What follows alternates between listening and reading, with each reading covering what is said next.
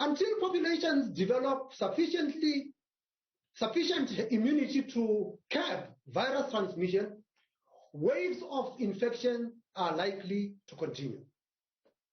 As indicated by South Africa's public health authorities, a third wave of virus infection is currently peaking.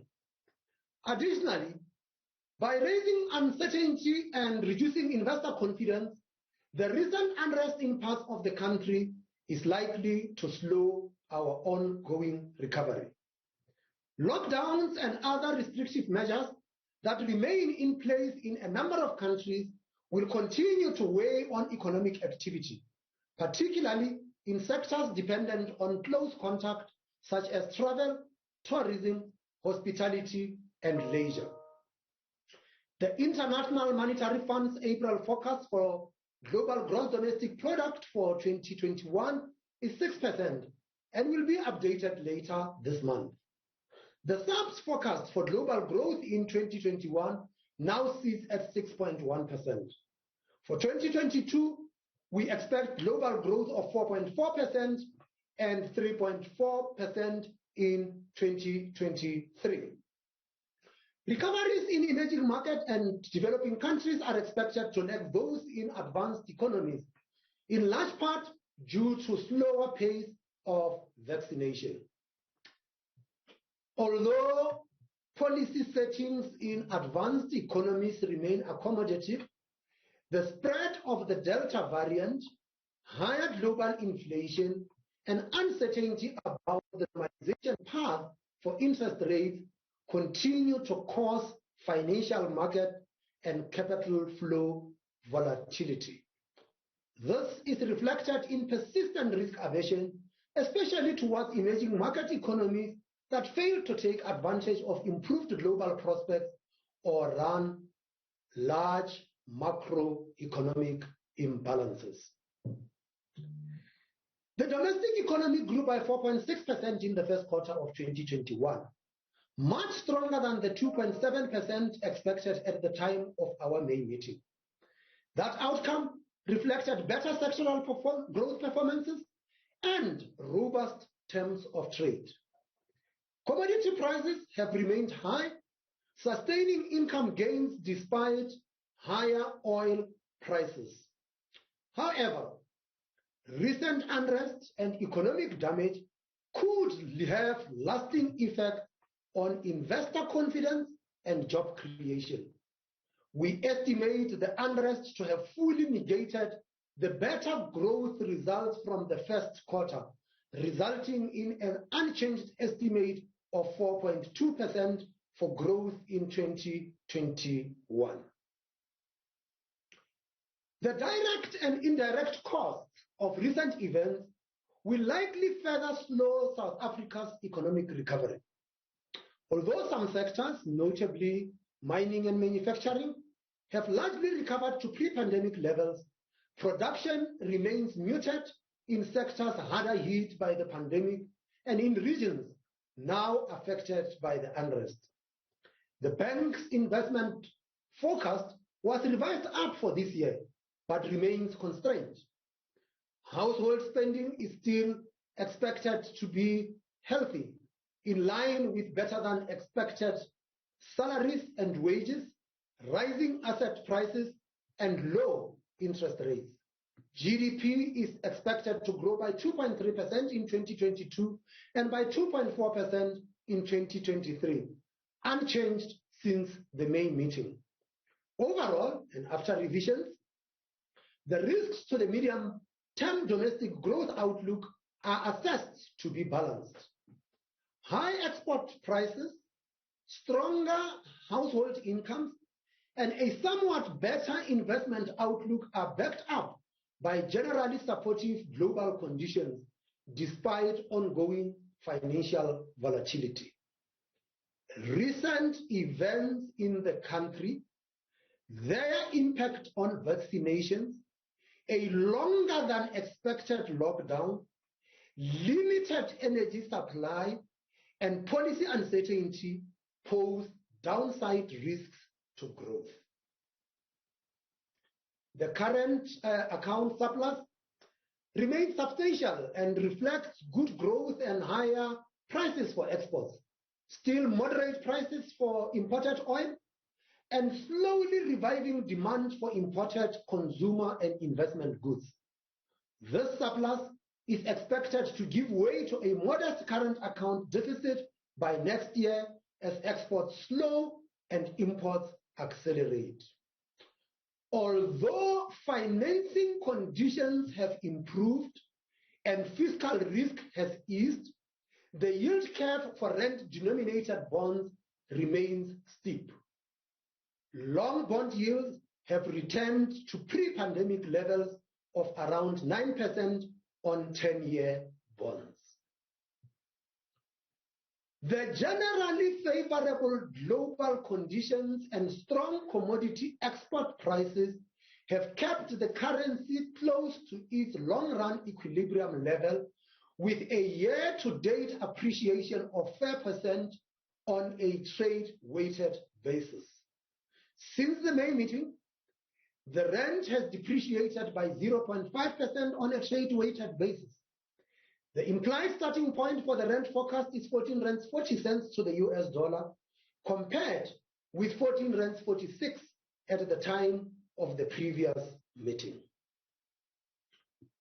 At a global level, a wide range of prices is accelerating, including raw materials, intermediate inputs and food, reflecting both global supply shortages and rising demand. So far, this has had relatively limited pass-through to consumer prices.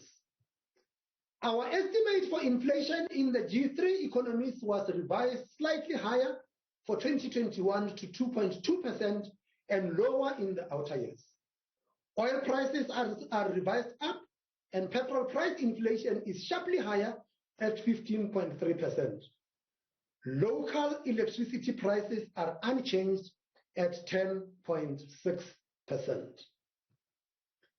Headline consumer price inflation for 2021 is revised slightly higher to 4.3% and revised lower to 4.2% in 2022. For 2023, headline consumer price inflation remains unchanged at 4.5%. The forecast for core inflation is revised lower to 2.9% in 2021 and to 3.7% in 2022. Core inflation is expected to be 4.3% in 2023, unchanged from the May forecast. The bank's forecast reflects higher food and petrol prices that push up near-term headline inflation before moderating in the latter half of this year and into 2022. Compared to the May meeting, the current growth forecast implies a wider output gap in the near term. While economic activity strengthens over the forecast period, the current exchange rate level and modest growth in unit labor costs contain the expected rise in core inflation. The risks to the short-term inflation outlook are assessed to the upside, despite weaker than expected services inflation outcomes in recent months. Rapid global producer price inflation and supply shortages created by disruptions to local logistics networks increase these inflation risks. Food price inflation, already very high globally, surprised to the upside in recent months. Petrol, electricity, and other administered prices also continue to present short-term risks. Average surveyed expectations of future inflation have increased by 0.3 percentage points to 4.2% for 2021 and by 0.2 percentage points to 4.4% for 2022. Market-based expectations for inflation are slightly higher for 2021 and lower over the longer horizons.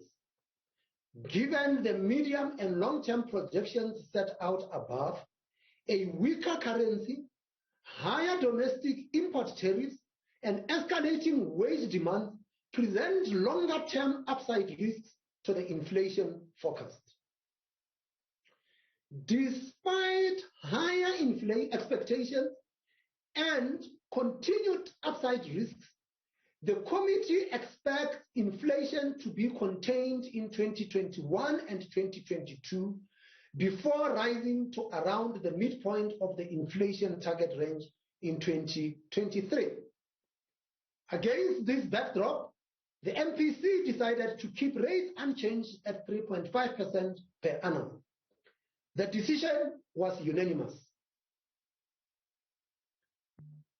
The implied policy rate path of the quarterly projection model indicates an increase of 25 basis points in the fourth quarter of 2021 and in each quarter of 2022. These repurchase rate levels reflect a highly accommodative policy stance through the end of 2022, keeping financial conditions supportive of credit demand as the economy recovers from the pandemic and associated lockdowns. The bank has ensured adequate liquidity in domestic markets and will continue to closely monitor funding markets for stress. In addition, regulatory relief provided to banks continues to support lending to households and firms. Better anchored expectations of future inflation could keep interest rates lower for longer and can be realized by achieving a stable public debt level, increasing the supply of energy, moderating administered price inflation, and keeping wage inflation low into the recovery. Such steps will enhance the effectiveness of monetary policy and its transmission to the broader economy. Economic and financial conditions are expected to remain volatile for the foreseeable future. In this uncertain environment, policy decisions will continue to be data dependent and sensitive to the balance of risks to the outlook. The MPC will seek to look through temporary price shocks and focus on second-round effects. As usual, the repo rate projection from the quarterly projection model remains a broad policy guide, changing from meeting to meeting in response to new data and risks.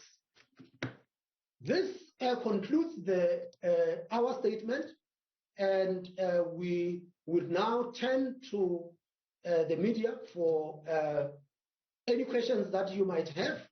And as usual, please identify yourself